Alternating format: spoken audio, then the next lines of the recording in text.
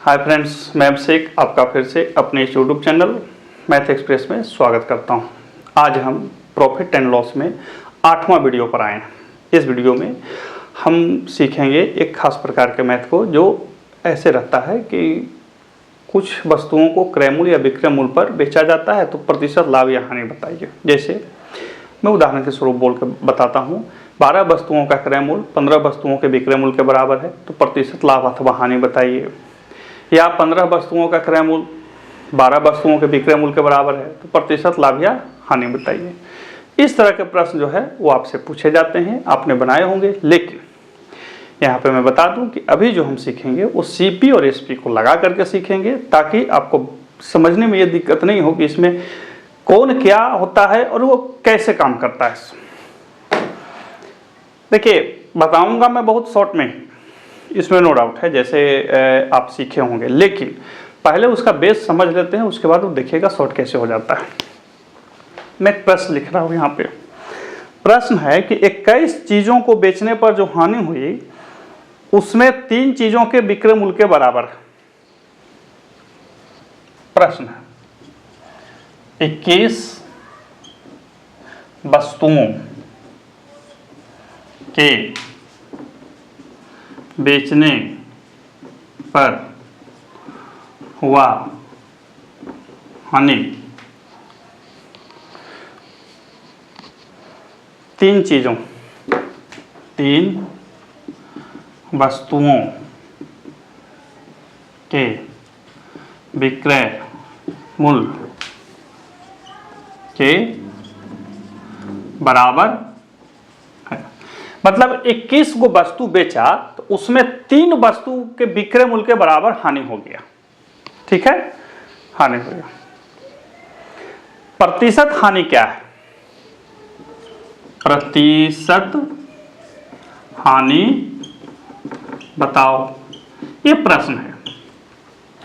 21 वस्तुओं के बेचने पर हुआ हानि 3 वस्तुओं के क्या उसको बोलते हैं, विक्रय मूल्य के बराबर हुआ है हानि।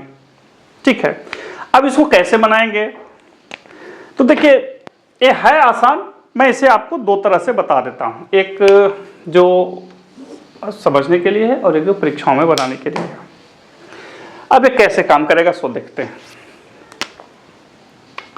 माना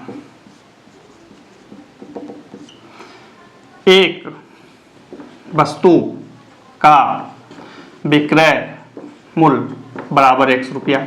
ठीक है, इसलिए 21 वस्तु का विक्रय मूल्य बराबर 21x। ठीक है, अब हानि जो इसको होता है वो 3 वस्तु के बराबर, याद रखिए हानि जो इसको हो रहा है वो 3 वस्तु के विक्रय मूल्य के बराबर हो रहा है। तो लिखेंगे इसलिए 3 वस्तु का विक्रय मूल्य बराबर 3x। अब देखिए 21 वस्तु बेच रहा था, 3 वस्तु वो क्या कर रहा था के बराबर हानि हो रहा था। 3 वस्तु के बराबर क्या हो रहा था? हानि हो रहा था। तो हमको निकालना होगा सीपी। सीपी बराबर क्या? विक्रय मूल्य प्लस हानि, यानी कि 21x प्लस 3x इसका तो कितना 24x। इसलिए प्रतिशत हानि बराबर जो हानि हुआ है वो 3x गुने 100 अब बटा कितना सीपी 24x, x से x कट गया 8 बार में, 2 चौके 25 दूनी 25/2% का हानि हो गया। इसको फिर से बता दूं कि आप इसको लिखेंगे कि माना एक वस्तु का विक्रय मूल्य बराबर 100 रुपया, तो 21 वस्तु का बराबर 21x, चूंकि 21 वस्तु बेच रहा है। अब कहता है कि 3 वस्तु के विक्रय मूल्य के बराबर हानि हुआ है, तो 3 वस्तु का विक्रय मूल्य कितना होगा, यानी कि सेलिंग प्राइस कितना होगा 3x। तो जब हमको सेलिंग का जो प्राइस है पता हो गया तो हम सीपी निकाल लेंगे। सीपी क्या होता है? विक्रय मूल्य प्लस हानि, तो दोनों को जोड़ लिए 21x और हमने इसको बना दिया। अब देखिए इसको परीक्षाओं में जो पूछता है तो हम कैसे बनाएंगे। तो ध्यान रखिए परीक्षाओं में 2 को रहेगा, एक या तो लाभ होगा, दूसरा नहीं तो हानि होगा। तो जब चूंकि ये हानि है, चूंकि ये क्या है हानि है, वस्तुओं का हानि है, क्या है हानि, तो इसको कुछ नहीं करेंगे, दोनों को जोड़ देंगे। दोनों को क्या करेंगे, जोड़ देंगे, और जो जितना वस्तु के बराबर हानि हो रहा है उसको लिख देंगे 3 गुने 100 बटा 21 और 3 24 बन गया। अब कहे कि श्रीमान लाभ रहता तब क्या करता, लाभ रहते तो इसको घटा देते, 21 में से 3 घटा देते, लाभ रहता तो कि 21 में से 3 क्या करते, घटा देते, हानि है तो क्या करेंगे, दोनों को जोड़ के यहां लिख देंगे। कहिए कि श्रीमान ए बी करके क्यों नहीं बताए, ट्रिक में ए बी करके बताएगा या अन्य जगहों पर भी ए बी करके बताया गया है। तो मैंने पहले ही बोला कि मैं ट्रिक से नहीं बताऊंगा, मैं कंसेप्ट बताऊंगा। सीधी सी बात है, देखिए 21 वस्तु को बेचा, 3 वस्तु के बराबर हानि हो गया, तो 21 से 3 24 हानि हुआ, यानी कि जोड़ना पड़ेगा, विक्रय मूल्य कम गया, और लाभ जब होगा तो घटा देंगे, बन जाएगा। कैसे, सो देखिए अगला प्रश्न बताता हूं मैं आपको, लेकिन इसी में एक और पूछता है, वो अलग तरह से रहेगा, ठीक है ना। तो बहुत सारे लोग एक एक चीज को एक एक तरह से सीखेंगे, नहीं, जो है, जो मैंने अभी 1-1 रुपया करके बताया बनाया, वो 6ठा 7वां में हम लोग जब पढ़ते थे ना, तो उस समय सीखते थे वैसे ही 1-1 रुपया कर करके, समझे। देखिए प्रश्न है कि एक व्यापारी 25 मीटर कपड़ा बेचने पर 5 मीटर कपड़ा के बिक्री मूल्य के बराबर लाभ प्राप्त होता है। एक व्यापारी एक दुकानदार 25 मीटर कपड़ा बेचकर 5 मीटर कपड़ा के बराबर लाभ प्राप्त करता है। प्रतिशत लाभ बताओ, लाभ बताओ, ठीक है। अब अभी हमने आपको क्या बताया कि जब हानि हो तो दोनों को जोड़ देना है, जब लाभ हो तो माइनस कर देना है, लेकिन जितना वस्तु के बराबर लाभ या हानि हो रहा है वस्तु ऊपर रहेगा। तो जितना वस्तु, तो 5 गुने 100 बटा 25 घटाओ 5 यानी कि 20, 20 से 5 25% लाभ हो रहा है। हमने एक ही बार में निकाल दिया इसको। क्या होगा, लाभ जब हो तो ये 25 में से 5 घट जाएगा, जितना मीटर के बराबर, जितना वस्तु के बराबर, जितना क्या बोलते हैं, कुछ भी हो वस्तु, कुछ भी हो, मीटर में हो, लीटर में हो, रुपया में हो, कोई मतलब नहीं है। मतलब है कि जितना बेचने के बराबर उसको लाभ या हानि हो रहा है वो ऊपर लिखा जाएगा। लाभ हो रहा है तो माइनस करके लिखेंगे, हानि हो रहा है तो जोड़ करके लिखेंगे, और हमने बना दिया। अब इसको हम बताते हैं आपको 1-1 रुपया करके, क्या करके, 1-1 रुपया करके। अब लिखेंगे हल, माना 1 मीटर का विक्रय मूल्य बराबर x, इसलिए 25 मीटर का बराबर कितना हो जाएगा, 25x, 5 मीटर का कितना हो जाएगा, 5x।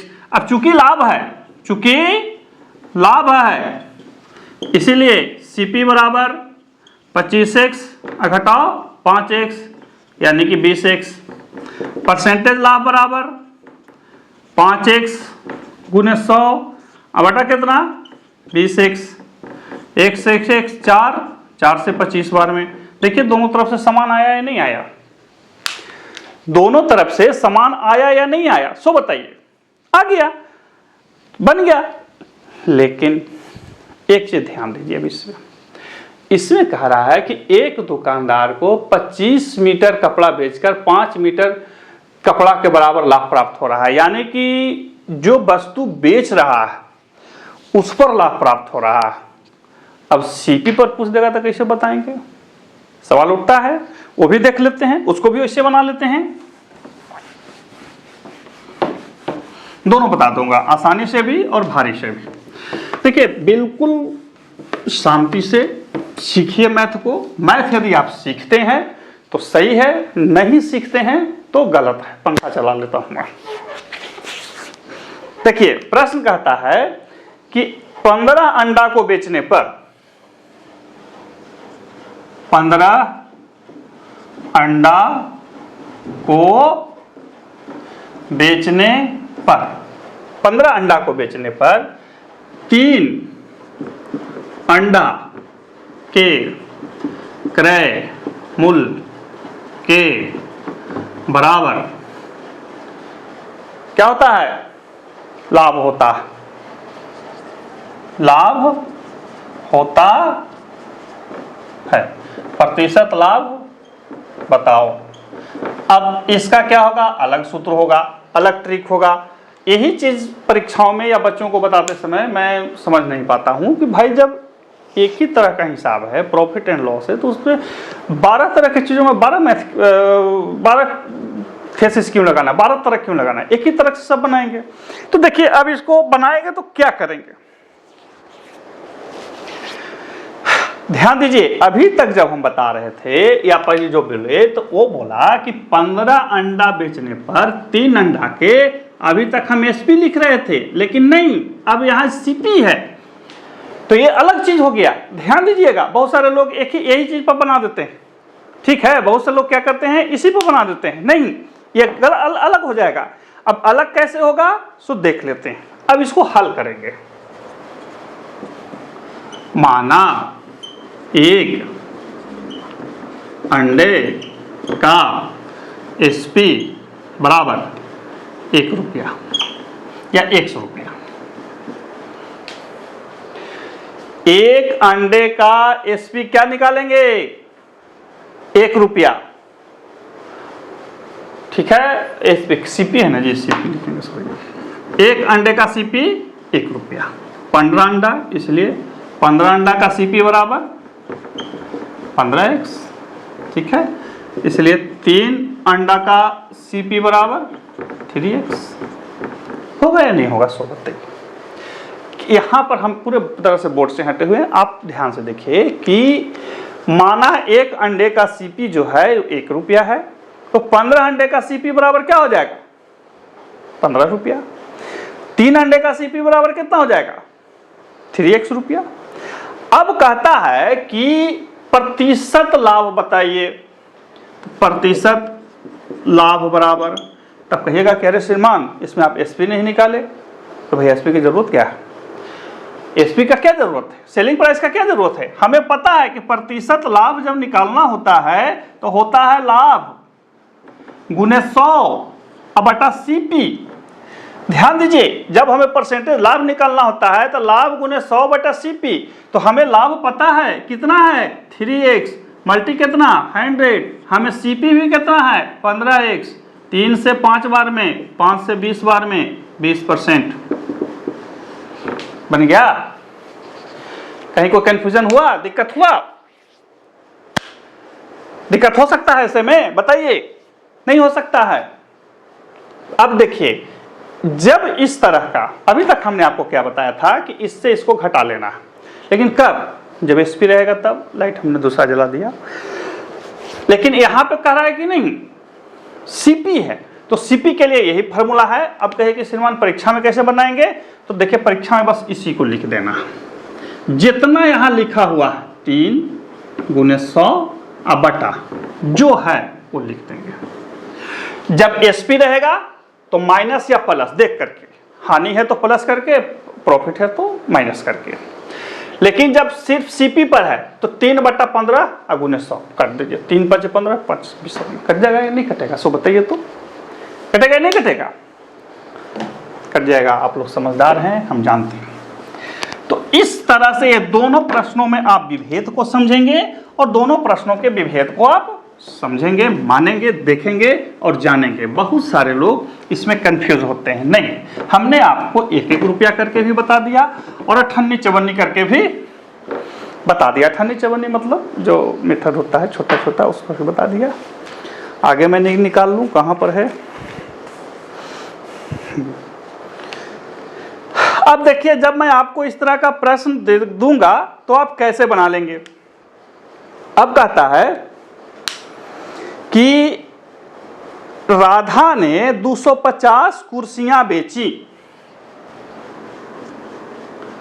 राधा ने 250 कुर्सियां बेची। बेची मतलब सेलिंग, बेची। अब 50 कुर्सी के बिक्री मूल्य के बराबर लाभ प्राप्त किया।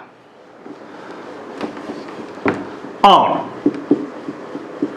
50 कुर्सी के विक्रय मूल्य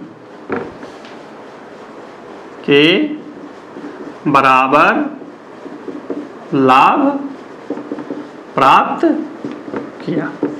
ध्यान दीजिए, राधा ने 250 कुर्सियां बेची और 50 कुर्सी के विक्रय मूल्य के बराबर लाभ प्राप्त किया। प्रतिशत लाभ बताओ।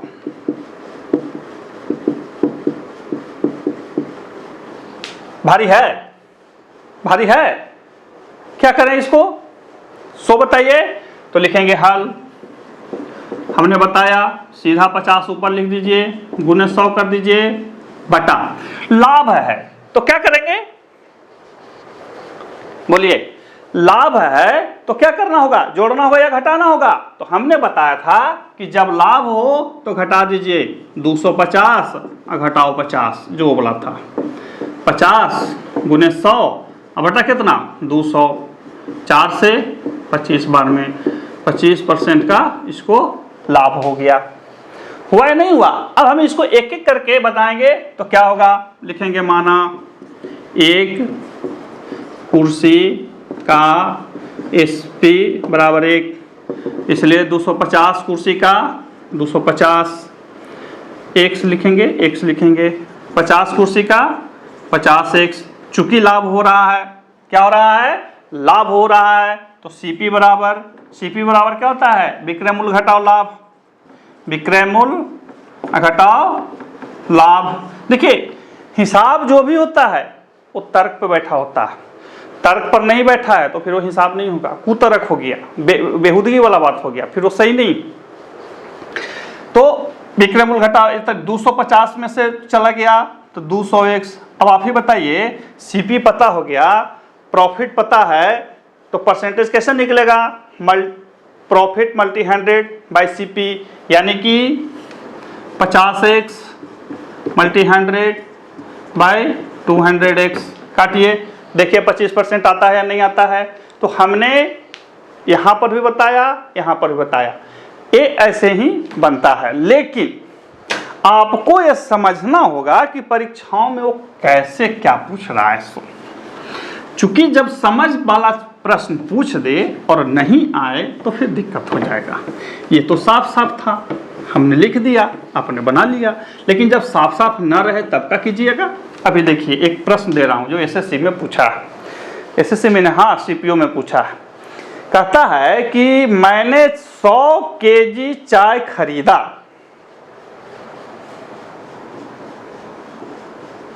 मैंने 100 kg चाय खरीदा, ठीक है, और इसे मैंने उस लाभ पर बेचा,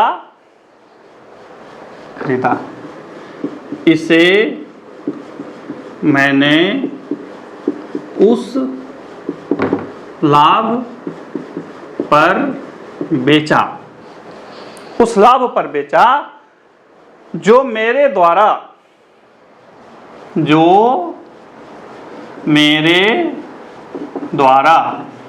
40 kg चाय,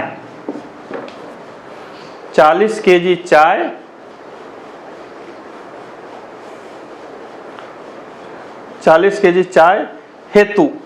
चाय हेतु, किए गए भुगतान के बराबर था।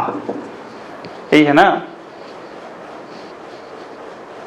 हाँ, प्रतिशत लाभ बताओ, प्रतिशत लाभ बताओ।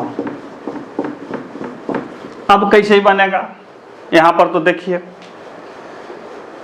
है ना, तो बिना झंझट के आपको इसको फटाफट बनाना है। अब इसको क्या करें? देखिए, यहाँ पे मैंने शुरू में बताया कि SP और CP के आधार पे ही मैं आपको बताऊंगा, मैं आपको समझाऊंगा भी उसी आधार पे, और उसी आधार पे ये बता दूंगा कि ये कैसे बनता है, ताकि आपको जब परीक्षा में बैठे दिक्कत ना हो। हाँ, अब यहाँ पे देखिए, कहता है कि मैंने 100 केजी चाय खरीदा, यानी कि यहाँ पर भी खरीदा है, और 40 केजी हेतु किए गए भुगतान, भुगतान का मतलब जो हम पेड किए हैं, यानी कि यहाँ पर भी कॉस्ट प्राइस पर ही है। तो कैसे बनाएंगे? तो लिखेंगे माना 1 केजी चाय का सीपी बराबर 100 रुपया, इसलिए 100 केजी चाय का सीपी बराबर 100 रुपया। ठीक है, 40 केजी चाय का सीपी बराबर 40 रुपया। लेकिन अब यहां पर देखिए कि यही 40 केजी जो है, यही 40 जो है, ये इसका लाभ है और ये इसका सीपी है। तो प्रतिशत लाभ क्या हो जाएगा? प्रतिशत लाभ बराबर लाभ, यानी कि 40x गुने 100 अब बटा कितना? 100x। 100 से 100 कट गया, 1 से x कट गया, 40% का इसको क्या हो गया? लाभ हो गया। 40% का इसको क्या हो गया? लाभ हो गया। तो देखिए अभी हमने बताया था कि जब क्रयमूल्य आधारित पर पूछे तो 40 बटा 100 कर देंगे, लेकिन जब क्रयमूल्य विक्रयमूल्य पर करें तो लाभ और हानि के अनुसार करेंगे। हानि हो रहा है तो जोड़ देंगे, लाभ हो रहा है तो घटा देंगे। चलिए एक उदाहरण और फटाफट देख लेते हैं ताकि आपके मन में किसी भी प्रकार का कोई दिक्कत नहीं हो। मैं फिर से बता दूं, अपने द्वारा विवेचित कर दूं कि मैं जब भी मैथ बताता हूं, ऑनलाइन हो या ऑफलाइन हो, 20 से 30% ही बताता हूं, बाकी 70% अपने बच्चों के लिए छोड़ देता हूं ताकि आप खुद उसको दिमाग लगाइए। क्यों? क्योंकि परीक्षा में तो हमको जाना नहीं, परीक्षा में तो आपको जाना, और सब हमें सिखा देगा पंडुक जैसा, तो फिर परीक्षाओं में आपका कीजिएगा, आपको भी तो कुछ करना है। चलिए, कहता है कि 15 मेजों का क्रय मूल्य 20 मेजों के विक्रय मूल्य के बराबर है। 15 मेज का क्रय मूल्य 20 मेज के विक्रय मूल्य के बराबर है। प्रतिशत लाभ या हानि बताओ। ले, अब हो गया। 15 मेज का क्रय मूल्य 20 मेज के विक्रय मूल्य के बराबर है। 15 मेज का क्रय मूल्य 20 मेज के विक्रय मूल्य के बराबर है। प्रतिशत लाभ या हानि बताओ। अब क्या करोगे? कुछ नहीं, माना एक मेज का सीपी, माना एक मेज का सीपी बराबर x, इसलिए 15 मेज का सीपी कितना हो जाएगा? 15x। 20 मेज का सीपी कितना हो जाएगा? 20x। 20 मेज का सीपी कितना हो जाएगा? 20x। लेकिन कह रहा है कि वह 20x का तो सीपी हो रहा है, लेकिन 15 मेज का क्रय मूल्य 20 मेज के विक्रय मूल्य के बराबर है, यानी कि इसको हानि हो जा रहा है। कैसे हानि हो रहा है? फिर से बता दूं, माना एक मेज का सीपी है 100 रुपया, तो 15 मेज का कितना हो जाएगा? 15x। 20 मेज का कितना हो जाएगा? 20x। लेकिन 20 मेज का विक्रय मूल्य, 20 मेज का विक्रय मूल्य जो है वो 15x ही है। क्यों? क्योंकि जितना में 15 को खरीद रहा है उतना में बेच रहा है। तो क्या हो गया? घाटा। तो हानि हुआ। हानि बराबर क्या होता है? हानि बराबर क्या बताइए आप ही? हानि बराबर क्या होगा? सो बताइए। तो हानि बराबर होता है विक्रय मूल्य घटाओ क्रय मूल्य, यही ना? नहीं, क्रय मूल्य घटाओ विक्रय मूल्य। जितना में खरीदा, क्रय मूल्य घटाओ विक्रय मूल्य। ठीक है, तो यहां पे 20 में जब खरीदेगा तो कितना हो जाएगा उसका? 20 रुपया। लेकिन बेचेगा कितना में? 15 रुपया में, यानी कि सॉरी मैंने लाइन दे दिया, बराबर 5 रुपया। तो प्रतिशत लाभ प्रतिशत हानि बराबर प्रतिशत हानि बराबर 5 गुने 100 बटा कितना? 100 बताइए, बटा कितना? तो बटा हम CP लिखेंगे। क्या लिखेंगे? CP जो यहाँ पे है, यानी कि 20x, ये भी x, 5 से 4 बार में, 4 से 25 बार में, 25% का क्या हुआ? हानि हुआ। अब कहिए कि श्रीमान ऐसे तो पूछ रहा था तो बता देते। देखिए, जब आपको यहाँ पर दे दे, ऐसे भी तो ये घाटा होगा, ये तो दिख रहा है, मतलब कहीं इसमें कुछ ज़्यादा एक्स्ट्रा दिमाग लगाना नहीं है, लेकिन हमने दे दिया। जो बच्चा नया है वो कैसे समझ पाएगा कि लाभ हुआ कि हानि हुआ? तो सीधा सा बात है, माना एक मेज का CP x रुपया, 15 मेज का 15x, 20 मेज का 20x। अब 20 मेज का CP है 20x, लेकिन 20 मेज का SP है 15, तो लाभ हानि कितना होगा? क्रयमूल घटाओ विक्रयमूल, यानी कि 20x घटाओ 15, यानी कि 5x, यानी कि 5 रुपया। तो प्रतिशत हानि बराबर 5x गुने 100 बटा 20x SP। यही समझना होता है, यही इसका जो सबसे मेन पॉइंट होता है वो देखना होता है। ऐसे तो मैं बता दूंगा कि भैया ये ज़्यादा है, विक्रयमूल ज़्यादा है, क्रयमूल कम है, तो हानि होगा, और आप 5 घटा करके लिख दीजिए, ठीक है, अच्छा, कोई दिक्कत नहीं। लेकिन मैंने आपको तोड़ के बता दिया कि ये कैसे बनेगा। तो इस तरह के ये दो, मतलब ये जो क्रयमूल एवं विक्रयमूल पर वस्तु बेचने पर बने जो प्रश्न होते हैं, ये 2 रूपों में पूछे जाते हैं, जो अभी हमने आपको बताया।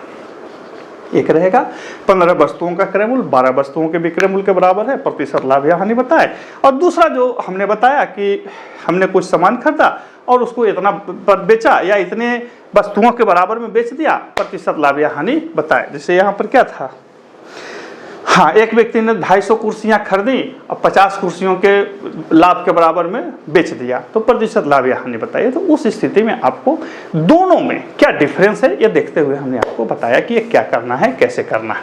आशा है कि आपको मेरा ये तकनीक पसंद आया होगा। हालांकि मैं फिर से बता दूं कि इससे संबंधित जो भी चीज़ें हैं मैंने अपनी समझ अनुसार बता दी है।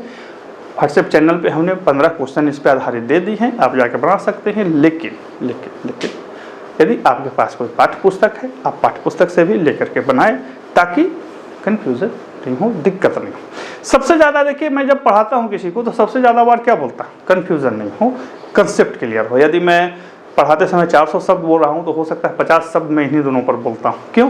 क्योंकि परीक्षाओं में सबसे ज़्यादा यही होता है, अरे कन्फ्यूज हो गया, अरे कुछ नहीं है। कंसेप्ट एक टीचर के लिए नहीं करता है। लोगों को लगता है कि टीचर जी आए, कंसेप्ट नहीं, आपको खुद से उस पर बहुत मेहनत करना होगा। होता है कि बहुत बार हम लोग बैठते हैं या बताते हैं तो लगता है कि अच्छा ऐसे हो गया, ये हो गया, तो वो कब होगा? जब आप बनाते बनाते थक गए और आपको समझ में नहीं आ रही है। याद रखिए, आप थकेंगे और तब जब हम कंसेप्ट आप हमसे सीखेंगे, किसी से सीखेंगे, तो ज़्यादा अच्छा रहेगा। लेकिन आप शुरू से ही सीखने बैठ जाएंगे तो कभी क्लियर नहीं होगा, ठीक है। ये ऐसे मान के चलिए कि आपने घर से निकले, 4 केला खा लिए, 1 किलो दूध खा लिए, थोड़ा देर चले, फिर 4 केला खा लिए, 1 दूध खी, तो शरीर में ताकत नहीं होगा, वो एक्स्ट्रा ताकत हो जाएगा, वो आपको दौड़ने से मनाही हो जाएगा, यानी कि चर्बी बढ़ जाएगा। लेकिन आप खूब दौड़ रहे हैं, खूब दौड़ रहे हैं, खूब दौड़ रहे हैं, और लास्ट में ताकत घट रहा है, कोई 2 केला 1 गिलास दूध पिला दी, ताकत आ जाता है, फिर आदमी दौड़ जाता है। तो कहने का मतलब है कि आप खुद से पहले बनाइए, बनाने के बाद देखिए जहाँ पे कन्फ्यूज़न होता है फिर दूर कीजिए। फिर मिलते हैं अगले वीडियो में, तब तक के लिए गुड बाय।